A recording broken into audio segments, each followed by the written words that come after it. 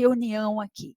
Eu quero começar com vocês do seguinte: como a gente vai tratar do componente curricular projeto de vida é básica e essencialmente o trabalho com as competências socioemocionais, tá certo? E com a aprendizagem de valores. E a gente não vai interpretar valores como moralidade, como sensos e regras sociais, não é nesse sentido que a gente vai falar, mas valores como procedimentos, atitudes, identidade ética, identidade moral. Então, é muito importante que a gente tenha isso em mente, que nós temos hoje um componente curricular que ele é essencial, tá? Ele se tornou fundamental para as relações que a gente encontra na escola atualmente.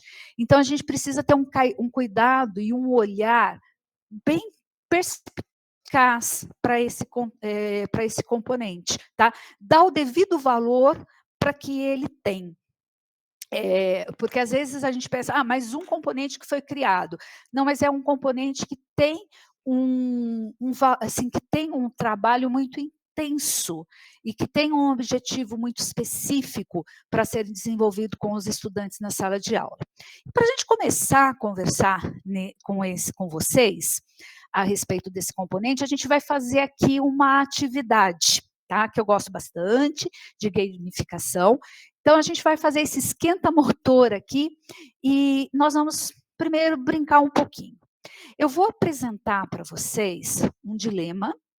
Esse dilema foi preparado por Kohlberg. Depois, quando a gente for discutir as questões que envolvem esse dilema, eu falo um pouquinho mais sobre Kohlberg, tá? E como todo dilema, e isso é a proposta desse psicólogo estadunidense, como o dilema, ele não tem certo nem errado.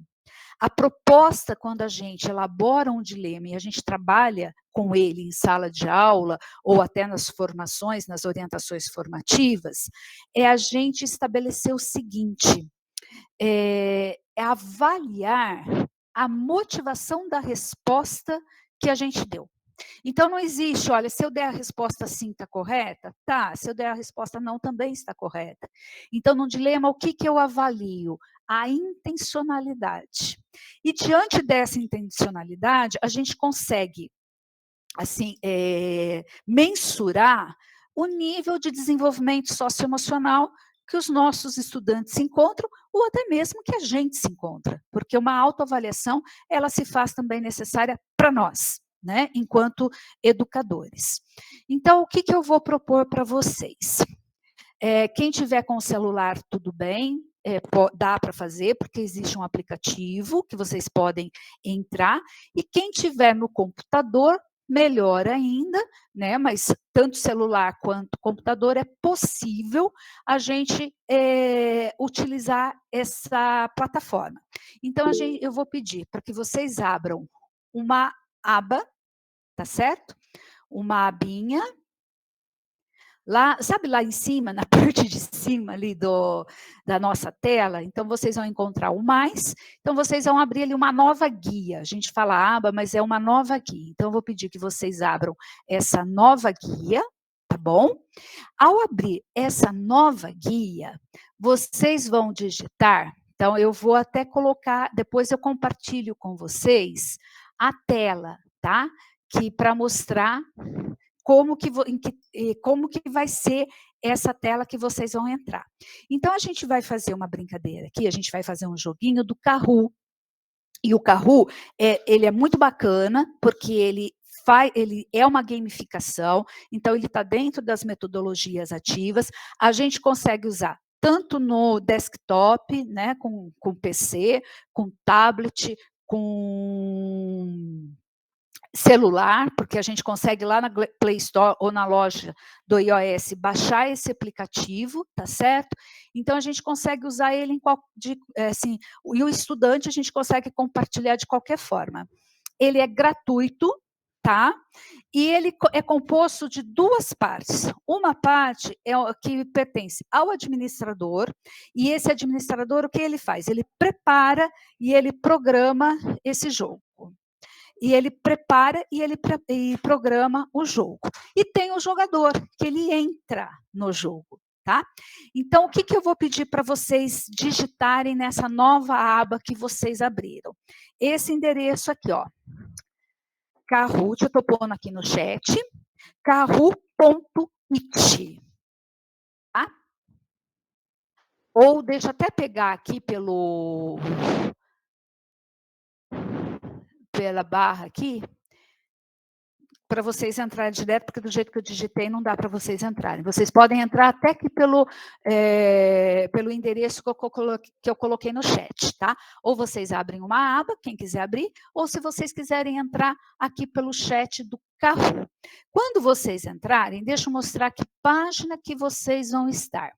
O que vai ser apresentado para vocês. Essa página aqui, ó. Então, é a página do jogador. Essa é a visão que vocês terão, do jogador. E vai estar pedindo aqui para vocês colocarem um PIN. O PIN é a senha, tá? É um conjunto de números, é a senha que vocês recebem quando o administrador inicia o jogo, tá certo? E para vocês poderem participar. Então, vocês vão entrar nessa página aqui do Kahoot, né, kahoot.it, e eu vou liberar a senha para vocês. Só que antes de eu liberar a senha, vamos combinar aqui a regrinha do jogo. A regrinha é o seguinte, eu vou ler para vocês o dilema, que é o dilema de Heinz, que foi proposto por esse psicólogo, psiquiatra, estudioso, que é o Colbert, e que ele tinha essa intencionalidade de avaliar não a resposta se ela está certa ou está errada, mas a intenção, tá? A intencionalidade de quem respondeu, né? Com qual olhar a resposta foi dada. Então, eu vou ler para vocês esse dilema. Após a leitura do dilema, eu vou compartilhar a página que eu tenho acesso e que vocês vão ver que é diferente da que vocês têm acesso enquanto jogador, tá? Então, quem é o administrador do jogo, ele tem acesso às perguntas, a quem entrou, quem que está participando, que resposta que deu, se errou, se acertou. Nesse caso, todos vão acertar, porque é um dilema, não tem resposta errada ou não. A gente vai avaliar o contexto das respostas dadas, tá? Então, vocês vão ver que bacana. E é uma ferramenta que vocês podem usar em sala de aula e podem usar também na informação, caso tenhamos aqui algum coordenador ou aqui a gente tenha vice-diretor ou alguém que faz formação. Tudo bem? Parece que alguém ergueu a mão, gente. Boa tarde, Ana Paula. Boa tarde, Wagner. Eu não sei se alguém ergueu a mão. Podemos começar, então? Então, olha, eu vou pedir, né, para quem entrou agora, que teve um professor que entrou agora, eu vou colocar novamente o link. Então, quem quiser abrir uma aba nova, ou quem quiser entrar pelo link, está aqui. Então, esse é o nosso combinado, tá? Eu vou compartilhar a minha tela agora de administrador, vou fazer a leitura para vocês. Não dá tempo da gente pensar, a gente responde com o repertório que nós temos, né? Então, o tempo, ele foi rápido mesmo, com essa intenção da gente responder com aquilo que nos vem à mente no primeiro momento, com os recursos que a gente tem metodológicos daquele momento, para que não haja esse tempo de pensar, de raciocinar, porque nem sempre a gente tem esse tempo no dia a dia, né? Então, foi com bastante intencionalidade. Eu vou compartilhar aqui com vocês, deixa eu só pegar aqui. Vamos lá, não é esse. Ixi, eu estou com um monte de janela aberta, gente. Quem manda, né? Quem manda tá com um monte de janela aberta?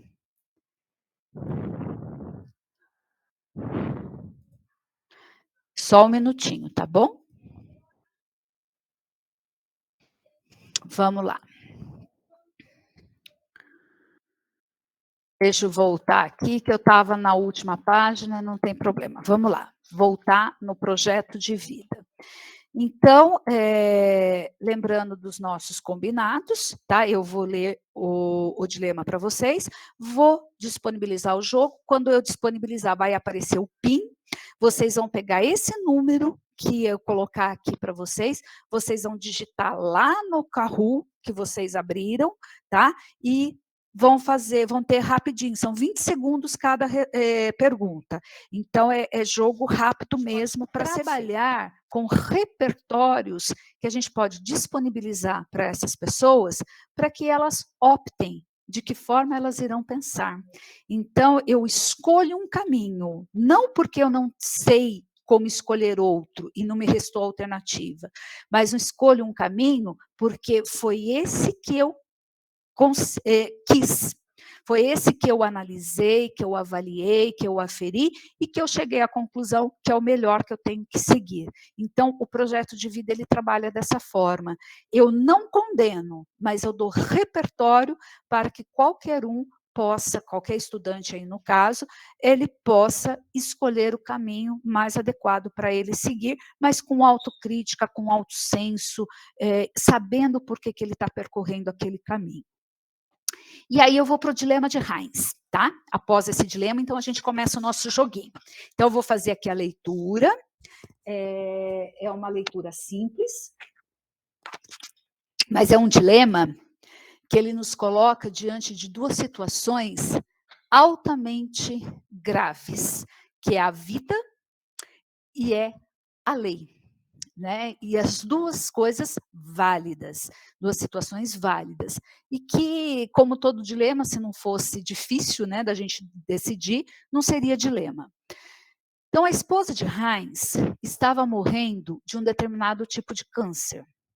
Os médicos disseram que uma nova droga poderia salvá-la. A droga tinha sido descoberta por um químico local e os Heinz tentaram desesperadamente comprá-la, mas o químico cobrava 10 vezes mais dinheiro do que Heinz tinha. Heinz só poderia levantar metade do dinheiro, mesmo depois de ajuda da família e dos amigos. Ele explicou ao químico que sua esposa estava morrendo e perguntou se ele poderia comprar o remédio mais barato ou pagar o resto do dinheiro mais tarde. O químico recusou, dizendo que havia descoberto a droga e que ia ganhar dinheiro com isso. O marido estava desesperado para salvar sua esposa. Então, mais tarde, naquela noite, ele invadiu a farmácia e roubou a droga. Lembrando que nós não vamos fazer aqui uma condenação ou uma absolvição, né, da conduta de Heinz, mas assim, era isso o dilema. Ou eu deixo minha mulher morrer, desculpa, a qual eu gosto, ou eu roubo. Então vamos ver o que nós, se a gente se encontrasse nessa situação, como que a gente se comportaria? Vamos pensar um pouquinho sobre isso, né? Qual seria a postura nossa diante desse dilema? E agora eu vou compartilhar com vocês, tá certo? Só um minutinho. Deixa eu ver aqui. Opa. Só um minuto. Eu vou compartilhar com vocês a tela do jogo, tá ok? Só um minuto aqui, gente. Que eu acho que eu fechei a tela, vou ter que abrir novamente, tá? Acontece, né? A quarta reunião, mas tá muito gostoso, está muito legal a gente discutir sobre isso. Então, eu estou preparando aqui a tela.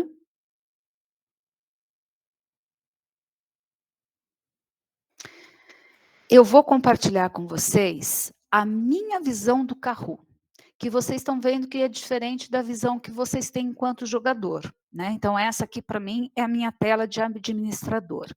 E para a gente começar o jogo, eu vou clicar aqui em iniciar, aí vai aparecer para mim que está carregando. Nós temos 2 formas de trabalhar, assim, de brincar com esse jogo. Brincar que eu digo porque, né, é um termo carinhoso para uma gamificação. Nós temos o modo clássico ou o modo de equipe. Nós vamos usar hoje o modo clássico, que é o modo individual, tá? Então hoje a gente vai fazer um jogo individual. Aí eu clico aqui em iniciar e ele vai carregar essa senha de entrada, que é o que ele chama de PIN, tá? E é esse número aqui, olha, 7980221. Então, vocês que abriram, tá bom? Que estão lá com a página do Kahoot. Isso que é bacana, né? Se a gente trabalhar dessa forma com os nossos estudantes, porque a gente consegue identificar quem entrou e os acertos ou erros que foram realizados dentro da atividade que a gente preparou. Lembrando que essa atividade, ela não tem certo, não tem errado. Nós vamos discutir as atitudes, as formas de pensar que nos levaram a tomar determinadas atitudes. Aí eu vou clicar aqui, olha, eu acho que todos já que iam entrar já entraram, né? A Michele está entrando agora. Eu estou dando um tempinho aqui para que todos possam fazer o login, tá? Então, a Michele entrou também. E eu vou clicar em iniciar. Assim que eu clicar em iniciar, o jogo ficou aberto para vocês. E vocês terão, então, ó, é muito rápido mesmo, são 20 segundos cada questão. Então, é ler a pergunta, ler aquilo que está sendo questionado, e tem 4 alternativas, todas de ordem socioemocional, que vocês vão clicar na alternativa que vocês acharem correta. E depois a gente avalia sobre isso, tá? Então, ó, eu só estou, assim, dando mais um tempinho, porque entrou o Jovino, entrou o Luiz Martini, né? Conforme vocês estão acompanhando, ainda está entrando jogadores, tá certo? Então, eu vou clicar aqui, iniciar. Vamos embora. E aí vem as questões. Então, a partir de agora, é jogo rápido, tá? Então, a primeira questão. Você acha que Heinz deveria roubar o medicamento? Olha, para mim o cronômetro está rodando, tem as 4 alternativas aqui. São 20 segundos e ele passa muito rápido, tá? Eu estou com 6, 7, falta 4 segundos, 3 segundos, 2 segundos, 1 segundo. Deu. Aí, olha, que bacana. Eu tenho aqui o gráfico com as respostas, né? E se eu clicar, eu não vou entrar aqui em mostrar mídia, porque senão a gente não é a intenção de trabalhar a estrutura do jogo nesse momento, tá? Mas a intenção é a gente discutir as questões. Então, eu consigo identificar que houve 6 respostas para a questão: não deve roubar a farmácia porque será preso. E 4 respostas para deve roubar para salvar sua esposa, senão sofrerá muito. E nenhuma resposta deve roubar porque o farmacêutico é ganancioso, e nenhuma resposta deve roubar para vender mais barato para outra pessoa, tá? Então, nós ficamos ali com essas 2 alternativas aqui, tá certo? Se eu clicar em mostrar mídia, eu consigo ver quem é que respondeu qual questão. Aí eu vou para avançar. Só que aqui no avançar, olha que mostra para mim. Então, vocês como jogadores não têm essa visão, mas quem administrar o jogo tem essa visão, as pontuações, tá? Mas todo mundo acertou. Sim, então qual é o critério do jogo, se todas as respostas eram corretas? O tempo, né? O tempo de resposta. Mas também não é isso que a gente está avaliando, né? Quem respondeu mais rápido ou não. Então, esse pódio aqui para nós, ele não tem significado nesse momento. Vamos lá, segunda questão. A mulher que está morrendo é uma estranha. Heinz deveria roubar o medicamento mesmo assim? Vamos lá, 18, 17 segundos, o cronômetro está rodando, 4 alternativas, e a intenção é essa resposta rápida mesmo. Nós temos 6 segundos, 4, 3, vai acabar o tempo, acabou o tempo. Então, nós tivemos 5 respostas para salvar a vida de uma pessoa é mais valioso do que o direito à propriedade. Nós tivemos uma resposta, não deve roubar, porque é a fonte de sobrevivência do farmacêutico, e a 3, não, e 3 respostas da questão, não deve roubar. Outras pessoas também precisam do remédio, tá? Depois a gente avalia essas questões com essas respostas. Vamos para a próxima? Então, aparece aqui, né, o meu ranking.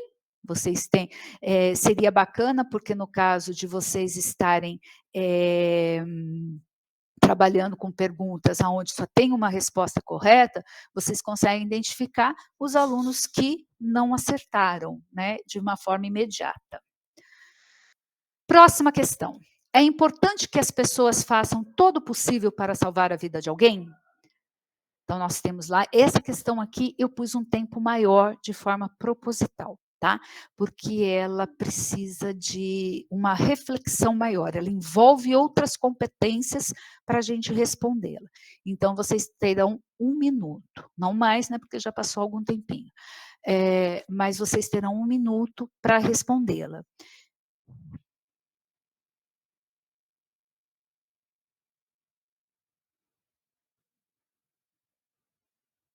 E a gente vai aguardando, acabou o tempo. Então, estamos lá, ó.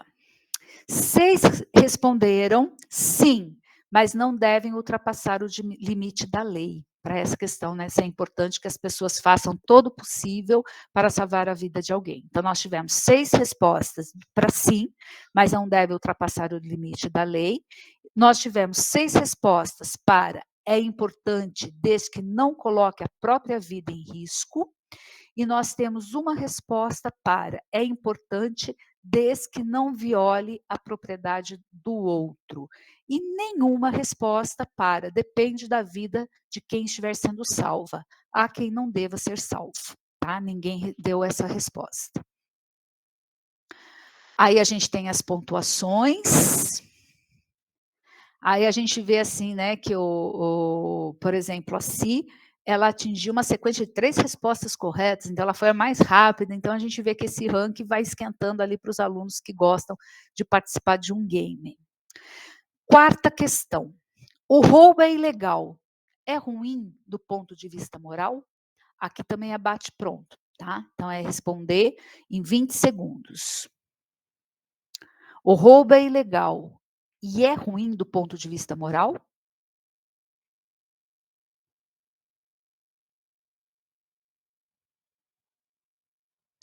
Isso. Então, para essa questão, 7 pessoas responderam: o roubo é ilegal em qualquer circunstância, portanto, será sempre imoral. 3 responderam: o roubo pode ser justificável, mas a justiça deve punir quem cometeu. Nenhum respondeu: o roubo, dependendo da circunstância, é legal e moralmente aceito. E 2 respostas para: o roubo nunca é justificável, e não só por uma questão de legalidade. Vamos lá, pontuação.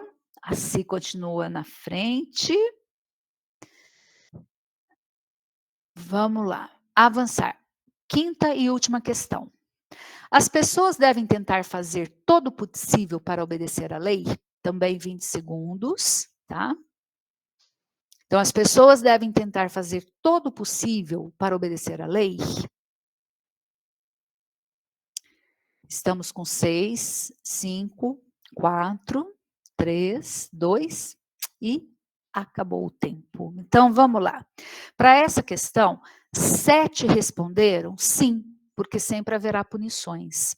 3 responderam sim, mas até o ponto que os seus interesses pessoais não sejam agredidos. 3 responderam, devem avaliar a justiça da lei a ser obedecida. E ninguém respondeu, a desobediência é permitida, desde que não seja descoberto. E aí, quando a gente clica aqui na finalização, o que o jogo mostra para nós? Um ranking, que não é o caso aqui do que a gente não vai trabalhar agora com isso, né, com esse jogo. A gente só usou para podermos iniciar a nossa discussão a respeito do dilema de Heinz e da formação das nossas competências socioemocionais. Gostaram? Adriano, o áudio está muito ruim? Está muito ruim?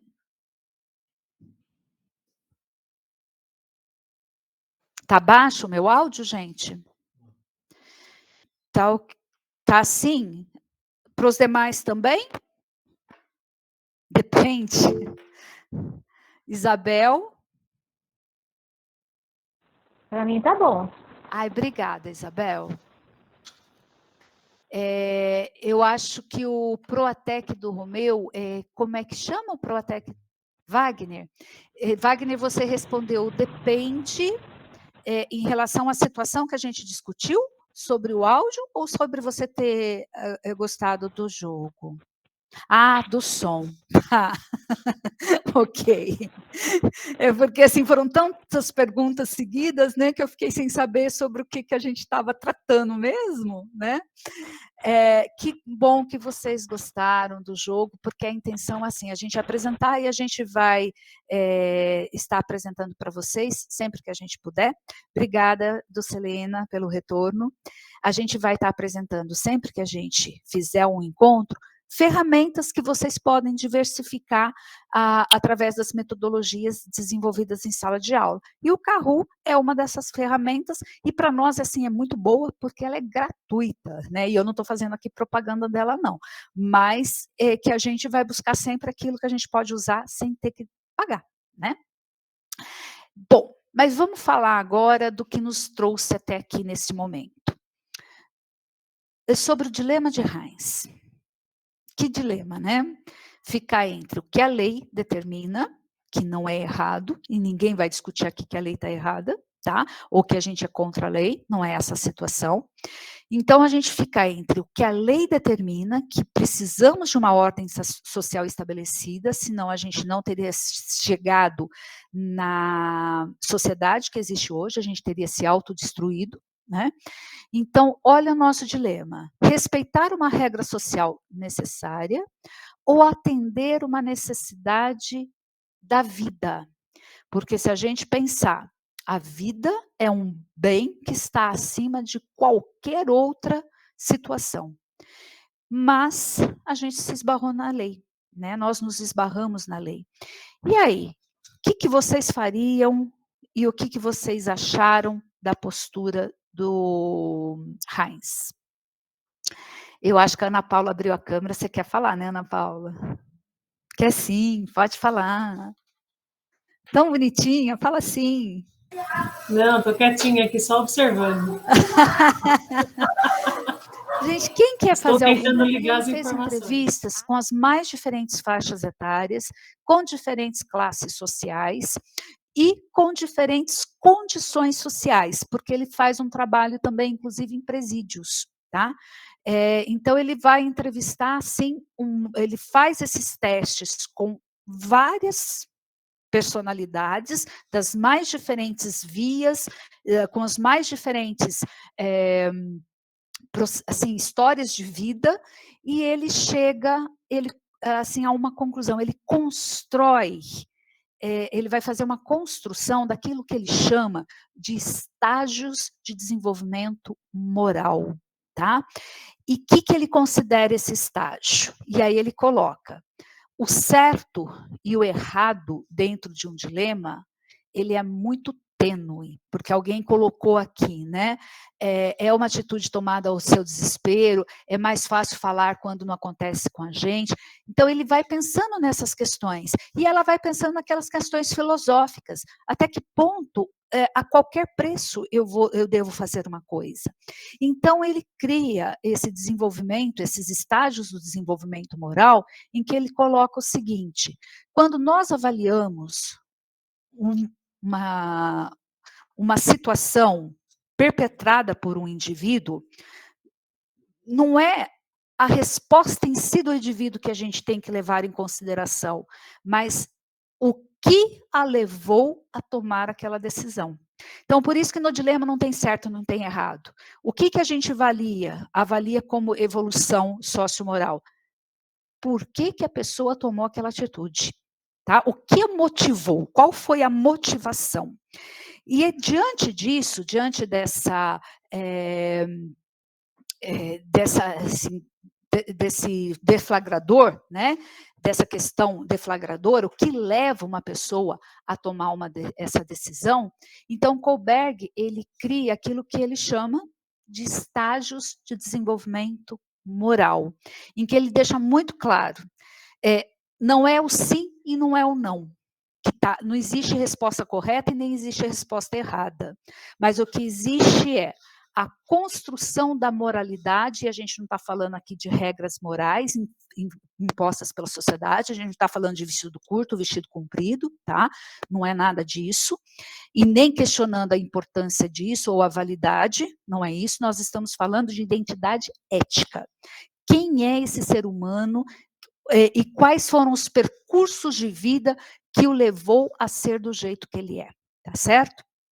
E a gente sabe que para a gente viver em sociedade, nós precisamos de valores. Então, quais os valores que foram incorporados e construídos por esse indivíduo para que ele chegasse a tomar as atitudes que ele toma?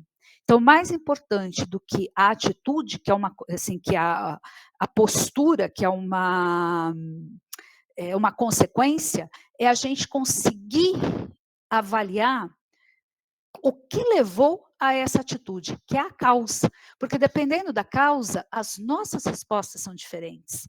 As nossas reações, enquanto educadores, precisam ser diferentes. A gente precisa avaliar o que levou um estudante a tomar tal atitude para saber qual é a resposta que eu vou dar. É uma punição? É uma sanção? É uma orientação? É uma conversa? Tá? Então, a gente precisa avaliar, né, assim, qual é o estágio moral que essa criança está, de valores, para que ela possa também receber a orientação correta. Projeto de vida faz isso? Faz. Conviva faz isso? Faz. Né? Então, Kohlberg, ele coloca o seguinte, então ele estabelece que existem 3 estágios de evolução moral, e dentro de cada estágio, ele divide em 2 níveis, sendo que ele estabelece nomes para esses estágios. E esses nomes, embora nos remeta à faixa etária, não significa que é aquela faixa etária que está naquele nível, tá? Porque a gente pode ser adulto e está no mesmo nível. Então, não tem a ver com faixa etária. Os nomes que ele vai dar não está vinculado à faixa etária, está vinculado às atitudes que a gente toma. Então, o primeiro estágio, ele chama de o estágio da posição da criança, que é onde a gente tem mais aflorado o egocentrismo e a heteronomia, tá? Então, ele coloca assim, que dentro desse estágio, a posição da criança, existe o nível 1, que é a obediência e o medo da punição. Por que que eu não faço determinada coisa? Porque eu tenho medo de ser punido, mas não significa que eu não queira fazer. Então, a gente vê assim, né, muitas crianças que às vezes eles são bonzinhos na sala de aula e que eles tomam determinadas atitudes e a gente fala assim, gente, como que aquela criança tão boazinha, tão estudiosa, tão isso, tão aquilo, foi capaz de na vida adulta fazer isso? Ela não mudou, ela só não fez antes porque ela tinha medo da punição. Quando esse medo da punição desapareceu, ela tomou a atitude que ela queria tomar. Tá? Então, é nesse sentido, tá? Quando eu não faço uma coisa, porque eu tenho medo, porque eu sou obediente, mas eu sou obediente porque eu tenho medo da punição, então não significa que eu não tenho dentro de mim determinados desejos, né? E ele coloca o nível 2, que é o serviço por serviço, ele chama dessa forma, que é o egocentrismo. Eu só faço algo se eu receber algo em troca. Tá certo? Então, vamos pegar lá, quando diz assim na questão, é correto roubar? Porque se a minha mulher morrer, eu vou sofrer muito. Está embutido ali o serviço pelo serviço. Porque, olha, eu não quero sofrer, eu não estou pensando na minha mulher, eu estou pensando que eu vou sofrer. Então, eu não posso sofrer. Então, eu quero barganhar, eu quero algo em troca. tá? Então, assim, e às vezes a gente vê isso em sala de aula também. O aluno fica quieto porque ele vai receber algo em troca, mas no primeiro momento que ele tiver a oportunidade, ele inverte a situação, né? Ou então ele obedece e faz determinadas atitudes, porque ele tem mais medo do colega ou do grupo excluí-lo da convivência, né? Porque a gente sempre tem uma liderança dentro da sala de aula, e essa liderança nem sempre é positiva. Então, aquele líder, ele impõe para os mais fracos ali, que eu falo em termos emocionais, ou você faz isso, ou você não anda com a gente, ou algo semelhante a isso. Então, a gente vê que muitos alunos, eles tomam determinadas atitudes porque eles têm muito mais medo da punição do colega do que do próprio professor ou da que a própria escola. Então, eles preferem, por exemplo, como fala, uma advertência, uma suspensão, do que ser excluído do grupo. E a gente está falando que isso pode perpetuar pelo resto da vida, tá? No estágio 2, Kohlberg chama a posição do adolescente e do adulto. Então, ele estabelece um nível 3, que ele chama de um bom menino, uma boa menina, quando a gente faz as coisas, não porque a gente quer tomar atitudes, mas nós tomamos determinadas atitudes porque a gente não quer magoar ninguém, a gente não quer entrar em confronto com ninguém e nós não queremos que ninguém pense mal de nós ou que faça alguma crítica a gente. Então, a gente fica assim no chamado em cima do muro, né? Eu não tomo determinadas atitudes, porque o meu medo é que alguém, que aos olhos de alguém, eu não seja importante, eu não seja, assim, aceito também, né? Alguém vai falar mal de mim, como que as pessoas vão me ver, então eu dou muita importância à fala social, mas não àquilo que eu quero. O nível 4, ele coloca que é o triunfo da lei. Ele diz que a maior parte de nós nos encontramos nesse nível 4, que a gente tem muitas questões morais, tá? Nós fomos criados para obedecer, e olha, eu não estou voltando aqui falar que roubo pode, não estou falando nada disso, tá certo? A gente está falando das condições socioemocionais. Nós somos, principalmente nós, somos uma geração em que a gente foi educado para obedecer, mesmo que a lei ela não seja tão justa assim. Então, nós não fomos educados para reivindicar nem os nossos direitos. Por isso, as dificuldades, às vezes, de qualquer movimento ou de qualquer reação, né? Então, ele considera que a maior parte da humanidade hoje está nesse nível, no nível da obediência, no nível da aceitação. Então, é aquele caso assim, olha, eu não vou fazer determinada coisa porque eu não devo fazer isso. E pronto. Mas eu não questiono o porquê, né? Eu obedeço. Tá certo, tá errado? Não é essa a questão. Mas é a questão, assim, da gente não ter, não exercer, às vezes, o direito que nós temos de reivindicação. E o estágio 3, que ele coloca de posição avançada, e ele divide também em 2 níveis, o nível 5 dos direitos humanos e o nível 6 da justiça e ética universal. Tanto que ele fala assim, que esse nível 6, pouquíssimas pessoas chegam, que seria o ideal que todo mundo chegasse, né? Aí a gente fala assim, mas como chegar no nível 6, se tanto o sim, eu posso roubar, é correto, como o não, eu não vou roubar, é correto? Como chegar no nível 6? Porque Kohlberg diz o seguinte, que quem está no nível da justiça e ética universal sai de si próprio e auxilia independente de quem quer que seja. Porque se resolver, por exemplo, falar assim, olha, eu vou roubar o remédio porque a vida é um bem mais valioso do que o direito à propriedade. Mas eu sei que eu vou ser punido por isso, e eu aceito essa punição. Então, eu não estou contrário à punição, mas eu aceito ser punido para salvar alguém, para fazer com que a vida de alguém seja superior até a minha própria vida. Ou se não roubar, por exemplo, tomar a decisão de não roubar, o que está motivando o não roubar? Porque o remédio pertence a outra pessoa, ela é uma propriedade privada. E se eu roubar, outros que precisam desse remédio também ficarão privados dele. Então, não sei se deu para vocês perceberem essa nuance muito sutil, né, entre o porquê que eu faço uma coisa e porquê que eu não faço outra.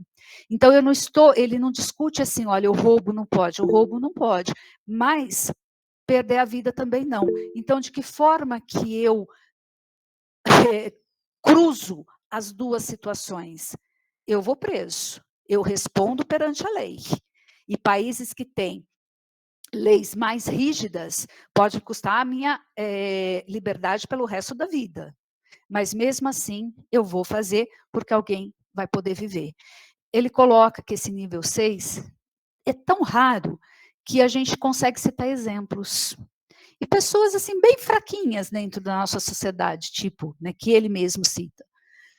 Jesus Cristo, Gandhi, Buda, e aí a gente pode acrescentar Martin Luther King, a gente pode acrescentar Nelson Mandela, a gente pode acrescentar Irmã Dulce, a gente pode acrescentar Madre Teresa de Calcutá e algumas personalidades, até personalidades que são não são famosas, né, mas que se dedicam a sua vida inteira para poder doar-se para o outro, né, independente de eu perder a minha própria.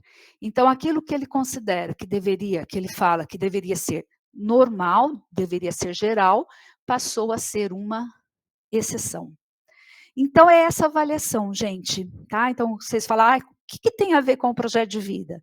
Com o que eu trabalho nesse dilema?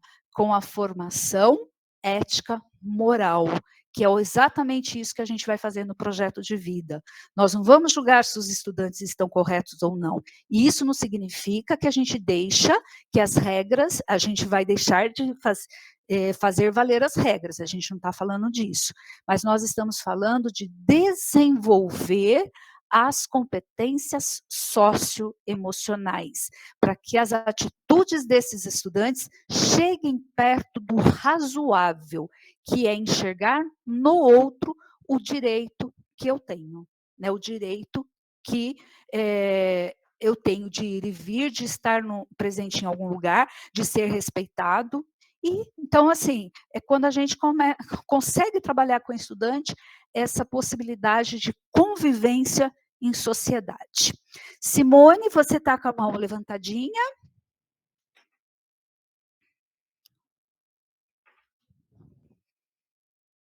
Simone, quer perguntar?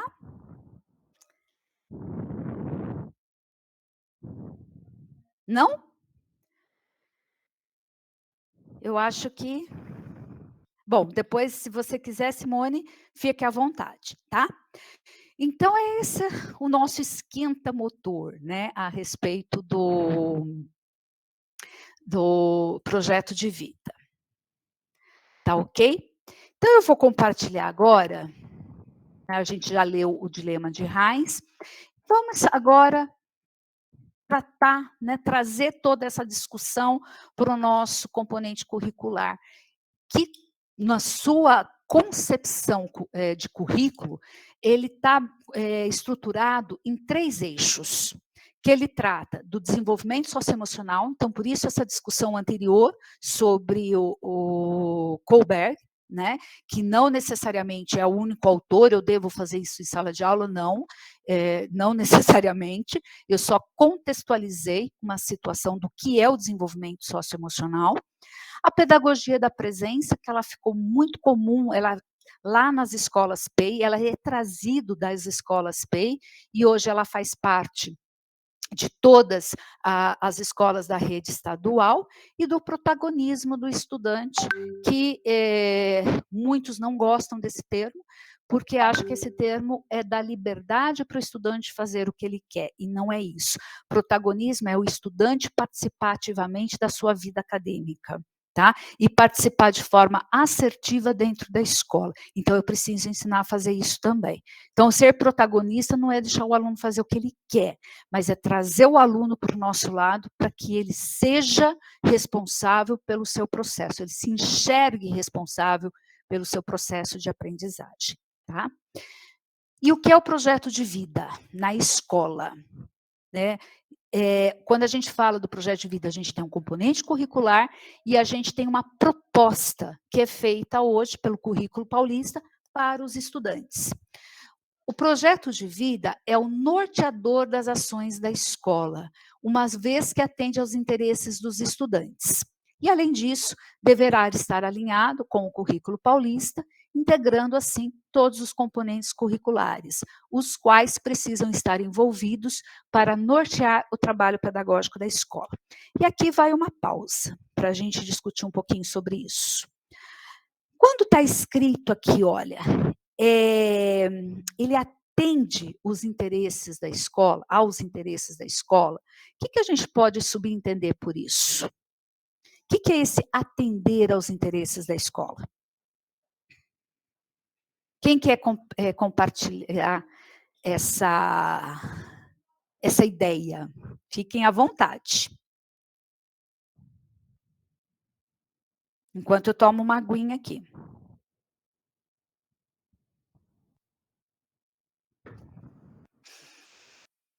Ninguém?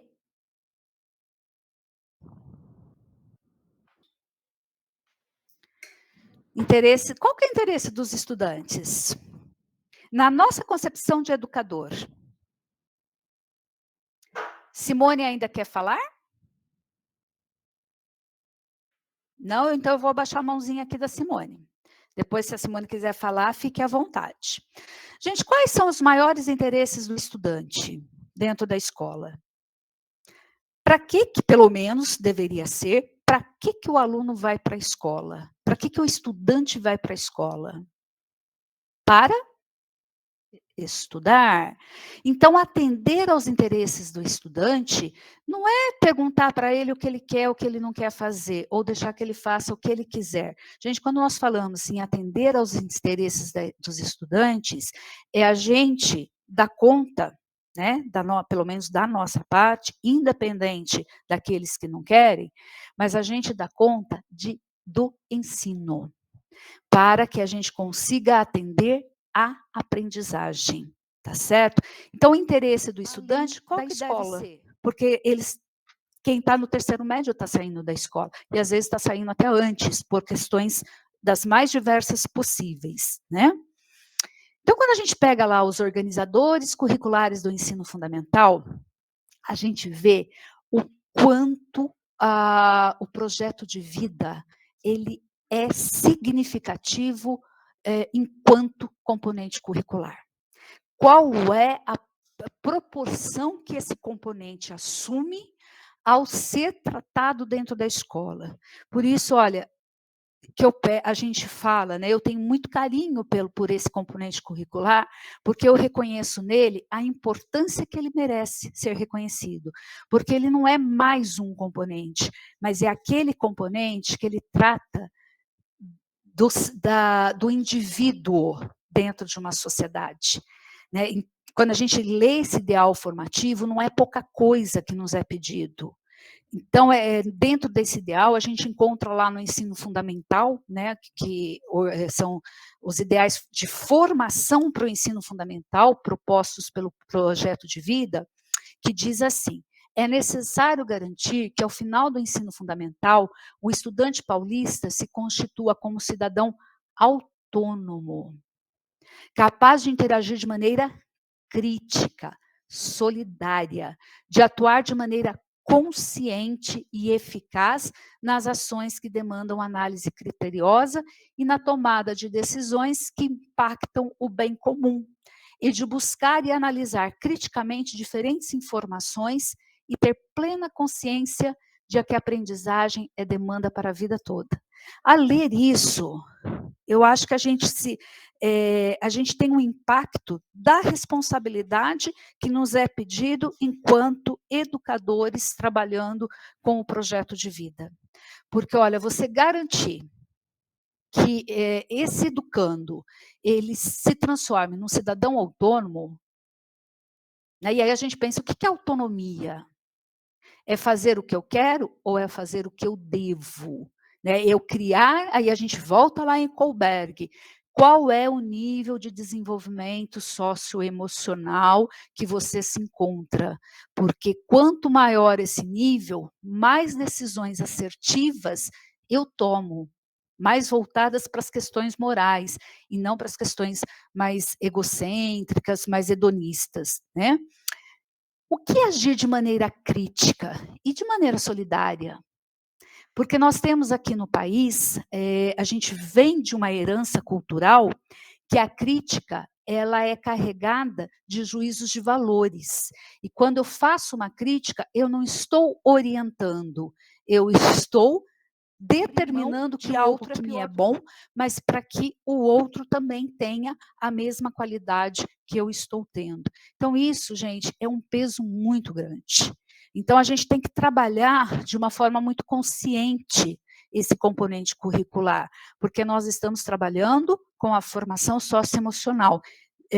Não só com uma peja ali de conteúdos, né? Não que isso não seja necessário, tudo é necessário, porque a gente já viu no início que nós estamos trabalhando com o desenvolvimento integral do estudante, mas a gente está trabalhando com o desenvolvimento ético-moral. E como que a gente trabalha isso ao longo do ensino fundamental?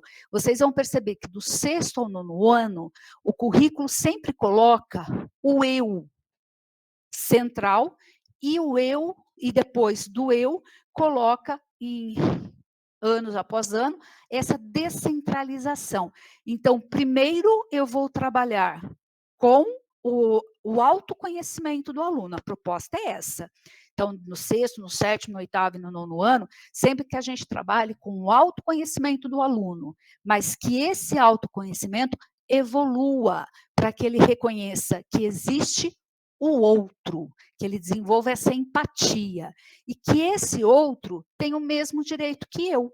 Então, essa é a proposta do 6º ano, tá? Então, todas as atividades que o caderno traz, e aí a gente tem um norteamento dentro do material curricular, que é lógico que a gente imprime a nossa característica, a gente põe a nossa mão ali na hora de trabalhar, mas o eu e o outro, eu vou trabalhar no 6º ano, através do desenvolvimento daquelas atividades que o caderno propõe, mostrando sempre, olha, eu não posso ser isolado, eu não posso ser sozinho. E o mundo não sou eu, o mundo ele tem outra pessoa, que é o meu colega, minha classe, minha família, e aí eu vou ampliando. No 7º ano, continuamos trabalhando com o eu, o autoconhecimento e com as habilidades, com as competências socioemocionais que levam a essa construção da identidade ética desse estudante. Mas eu amplio um pouquinho mais. Eu e meus projetos. O que eu vou fazer dentro do ambiente ao qual eu pertenço? Como eu vou atuar? Eu aprendi a ser. E agora? Como que eu aprendo a conviver? 4 pilares da educação presentes aí também. No 8º ano, eu, né, continua esse autoconhecimento, mas eu estou no mundo. Então, eu não tenho uma comunidade próxima, eu tenho uma comunidade distante. Então, aí a gente estabelece uma relação escalar, né, entre o global e o local. Então, quem sou eu dentro da sala de aula? Quem sou eu dentro da cidade? Quem sou eu no mundo? E quem é o mundo para mim? Qual é a influência? Eu influencio o mundo e o mundo me influencia? Então, essa é a grande discussão. No 9º ano, eu, né, continuo ali, eu vou encerrar esse ciclo de trabalhar as competências socioemocionais, mas eu vou já trabalhar com o aluno seguinte, com o estudante o seguinte: eu estou terminando o ciclo, eu estou indo para o ensino médio. O que eu pretendo daqui para frente? Olha uma questão prática que eu trabalho no 9º ano. Eu estou ingressando no ensino médio eu tenho que escolher os meus itinerários formativos. Eu vou trabalhar isso com o estudante lá na sala de aula? Sim, eu vou apresentar para ele, por exemplo, os itinerários formativos que ele vai ter que escolher quando ele ingressar no ensino médio, porque ele vai cursar esses itinerários, e é exercer a autonomia. Ninguém vai escolher para ele precisa se situar, tá? Aí, quando a gente chega no ensino médio, continua o projeto de vida, e a gente vê que o ideal formativo também ele é muito profundo.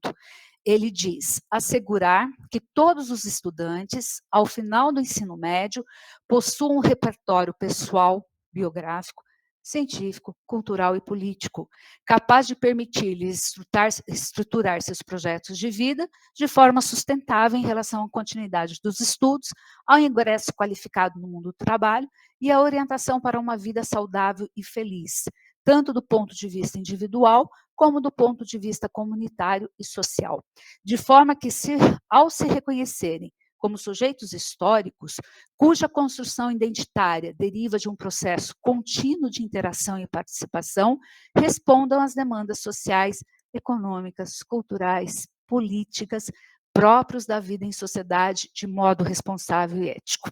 É muita responsabilidade que jogaram para nós, educadores, porque a gente propiciar que esse estudante chegue ao mundo adulto carregado de conhecimentos, mas não só de conhecimentos técnicos, não só de conhecimentos cognitivos, mas munidos com o repertório também socioemocional. E eu acho assim, quando a gente lê, nossa, nós temos que trabalhar com todos, e aqueles que não querem? Porque nós vamos ter uma parcela ali que não quer, mesmo a gente querendo. Mas nós não podemos deixar de trabalhar porque alguns não querem. Vamos pensar em todos que querem, tá? Que todos que merecem que a gente trabalhe uma boa situação de aprendizagem.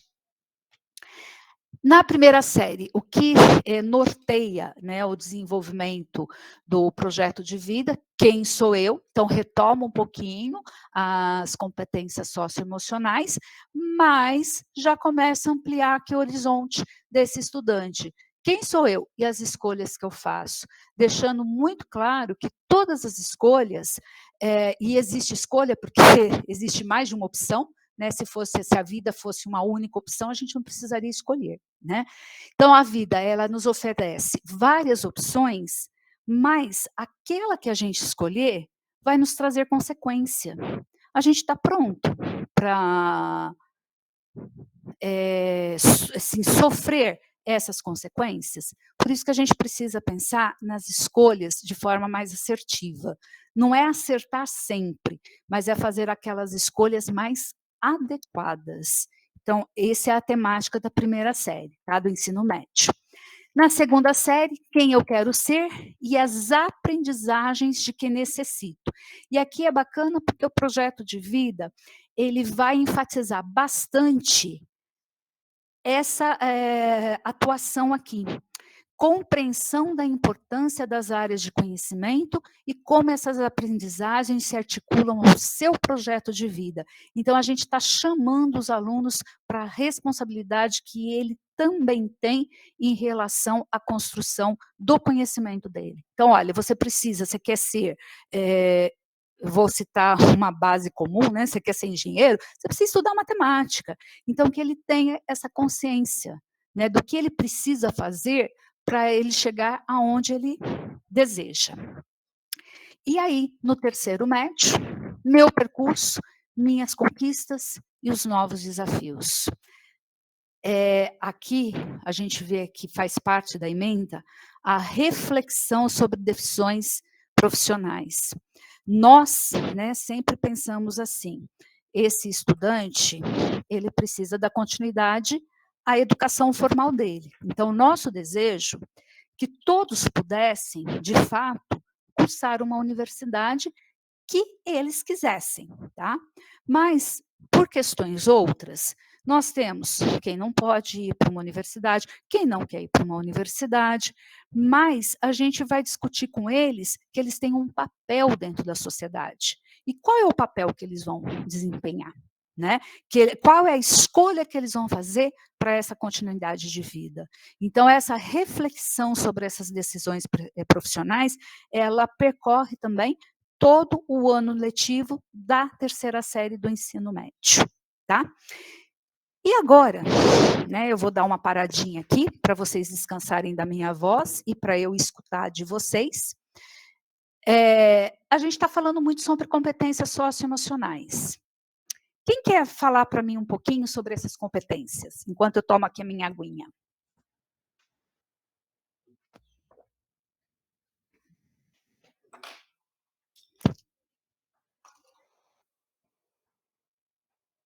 Quem quer comentar?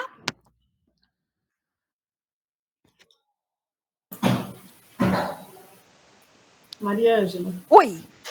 Sou eu, Ana Paula.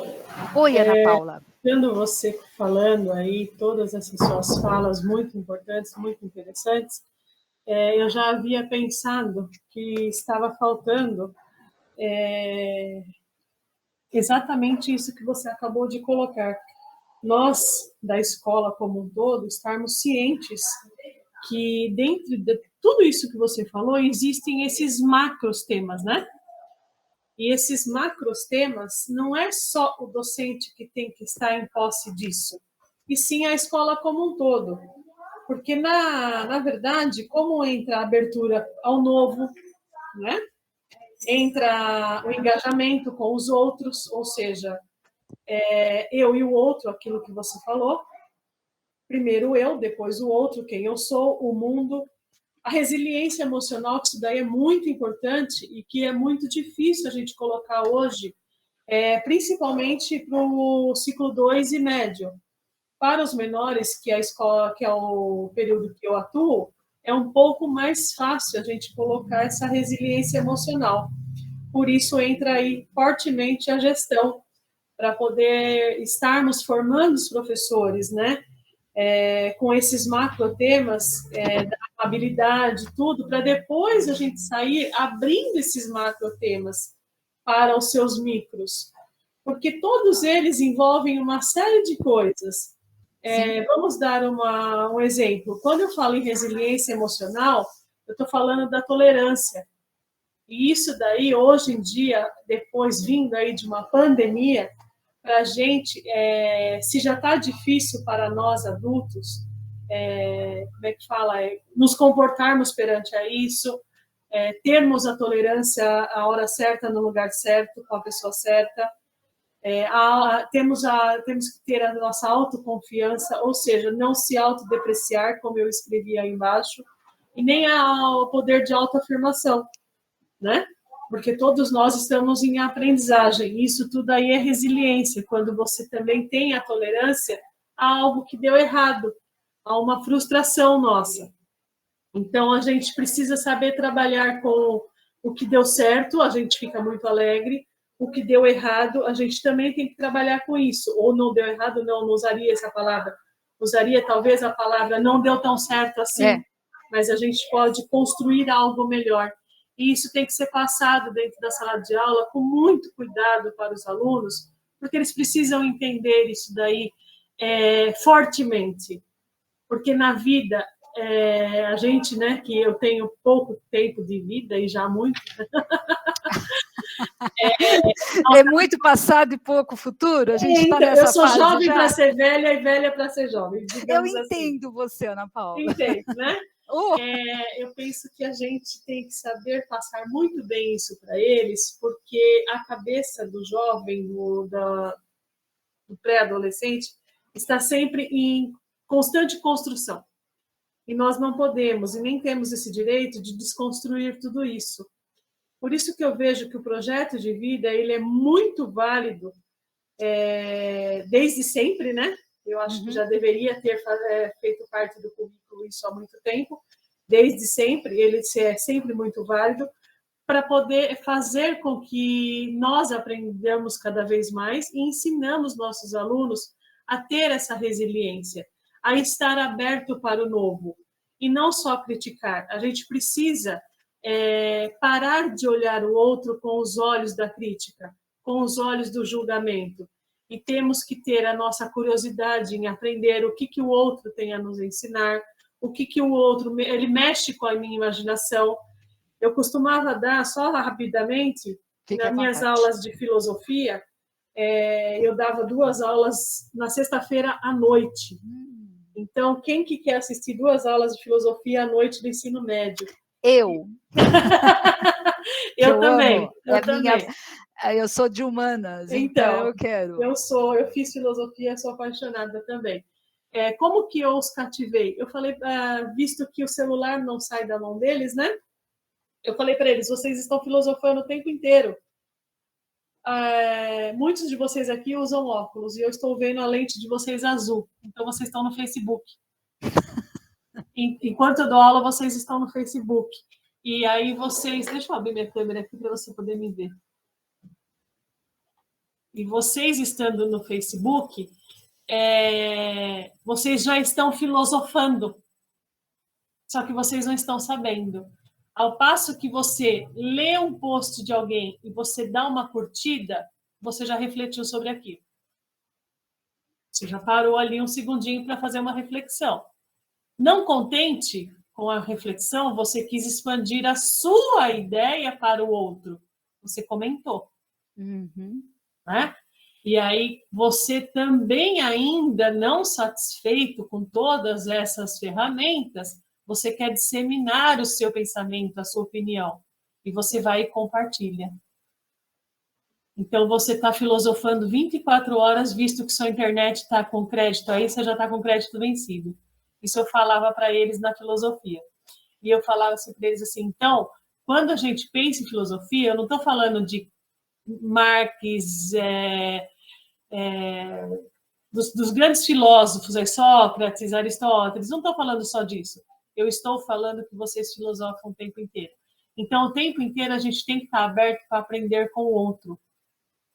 Nós temos que ter esse momento de resiliência, de aprender com o outro, de termos curiosidade, a tolerância. Aí vem a confiança, a empatia e o respeito e a iniciativa de sermos um ser social cada vez melhor. Me corrija se eu estiver errada no meu pensamento. Nós, como escola, temos que ter essa determinação e temos que ter essa organização de foco e persistência para que isso dê certo com os nossos jovens que queremos eles no mercado de trabalho daqui a uns anos.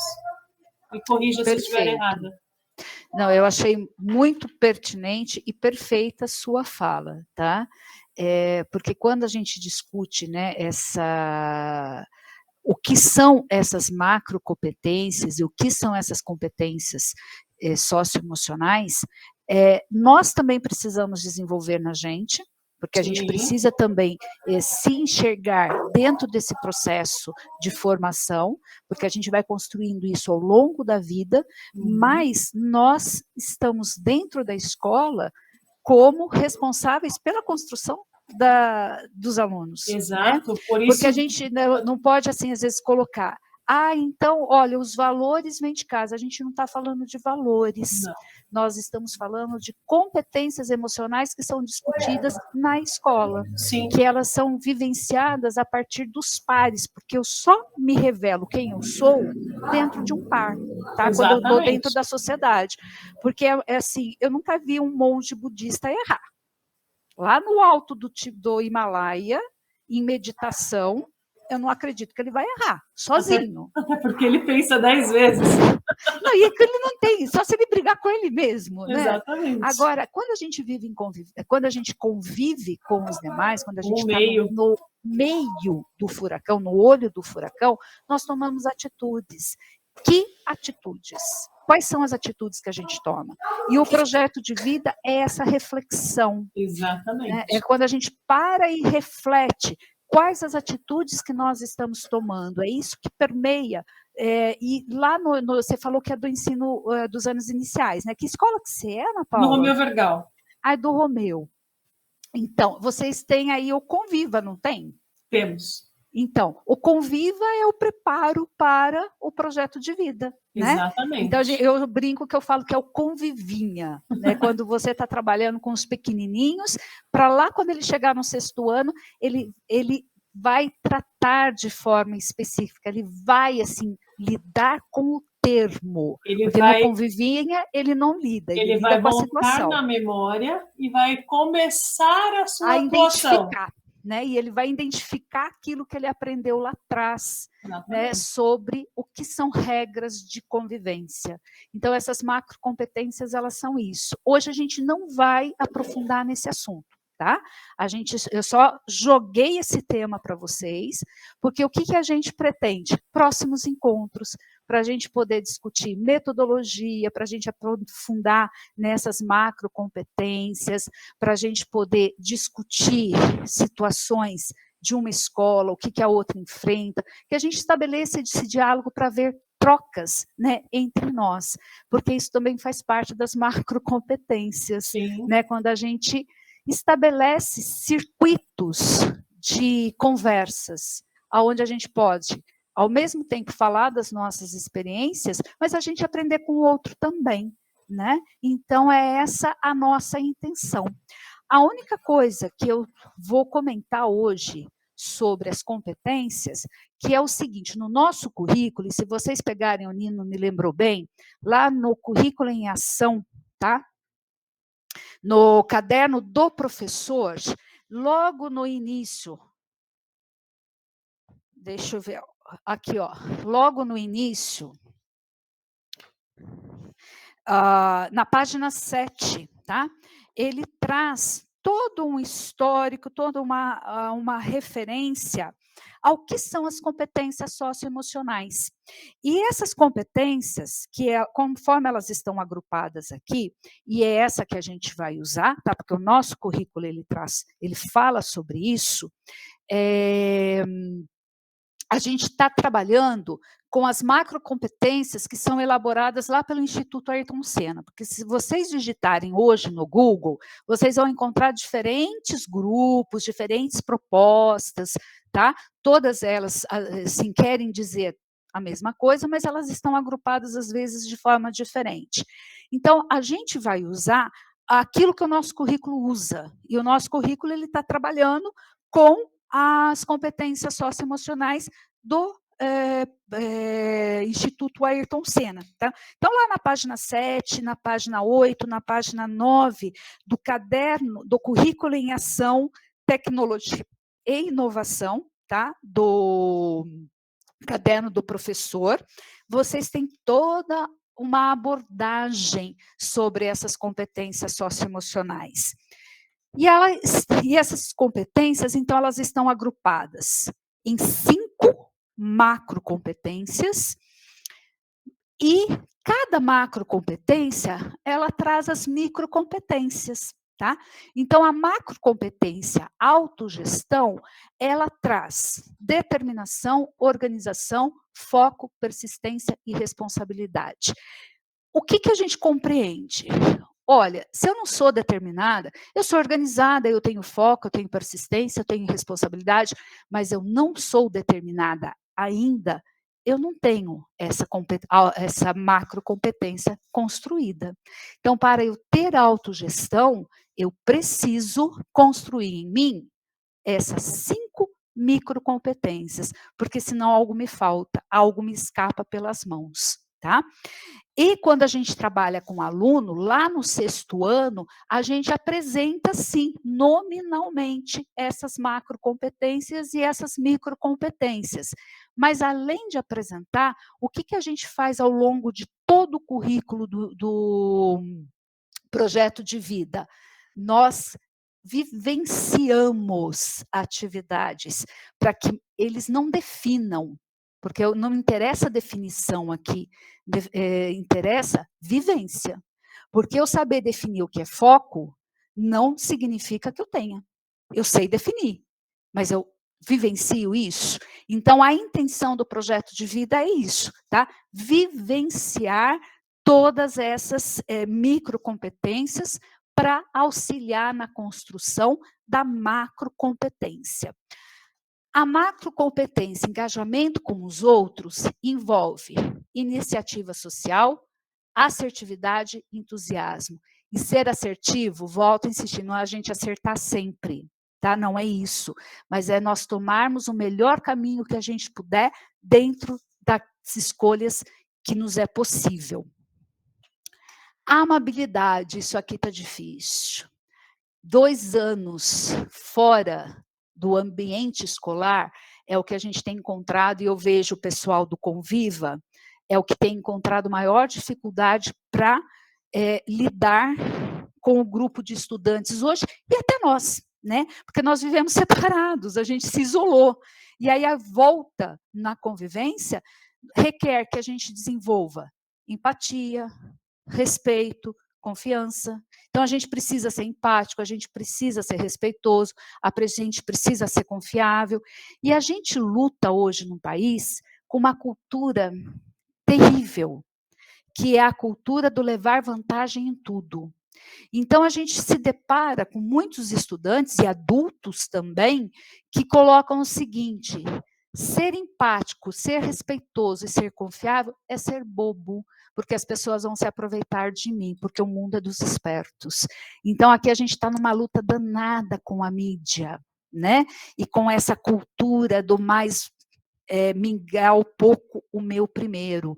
Então, isso eu acho que requer muita sensibilidade da gente enquanto educador para conseguir trabalhar com esses estudantes. Resiliência emocional, gente, acho que a gente precisa criar em nós agora, né? Porque, olha, tolerância ao estresse, autoconfiança, tolerância à frustração, a gente está vivendo um momento caótico da nossa profissão. Então, como a gente vai construir isso com o aluno se a gente está tendo dificuldade conosco mesmo? Né? Porque a gente está vivendo num ambiente de estresse, a nossa autoconfiança está sendo minada e nós estamos muito frustrados por diferentes razões em relação à nossa profissão. Então, essa resiliência emocional é algo também da gente trabalhar dentro da escola, né? Conosco mesmo. E a abertura ao novo, curiosidade para aprender, imaginação criativa, interesse artístico. Criatividade eu ensino, ela não é nata? Eu posso ensinar sim, né? A gente estimula que ela se desenvolva. E o interesse artístico, não vamos pensar assim, o aluno gosta da disciplina, da componente curricular de arte. Não, o interesse artístico é o interesse pelo belo, pela estética, pelas manifestações artísticas e esportivas nas suas diferentes categorias. Então, uma coisa, a gente só vai, para fechar essa nossa fala, deixar claro, projeto de vida é de suma importância para o trabalho que a gente está realizando hoje na escola.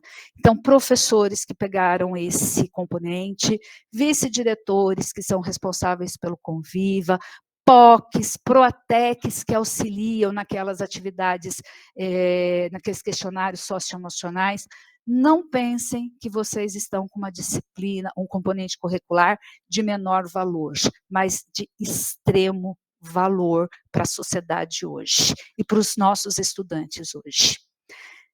Gente, olha, eu vou colocar aqui no chat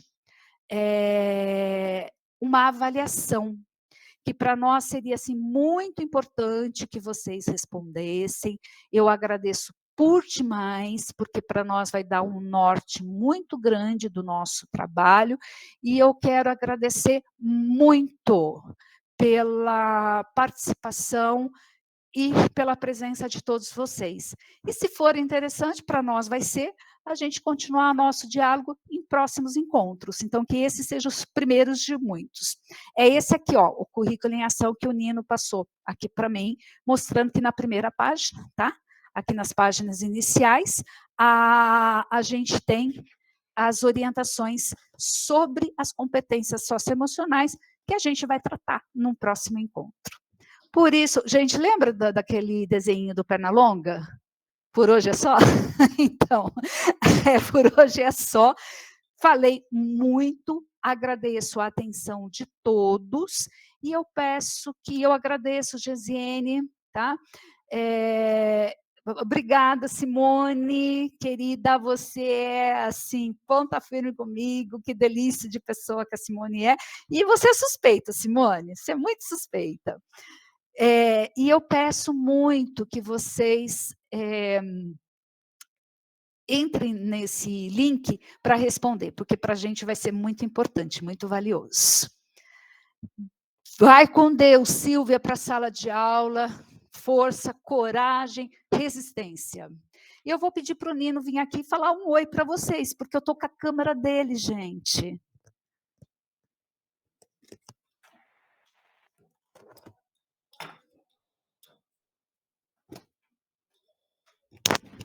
Olá, pessoal, boa tarde para vocês. Que bela apresentação da Maria Ângela, né? Que conquista boa que a diretoria de ensino teve, e trazemos aí para o componente do Inova, projeto de vida, né? Eu agradeço a participação de vocês. Vocês vão ver a orientação do Nino quando ele falar sobre tecnologia. A gente se esforça, mas quero agradecer a participação de vocês e estamos aqui preparando novas conversas, tá bom? Para que o trabalho aí na ponta seja melhor executado e compartilhado aí com os nossos estudantes.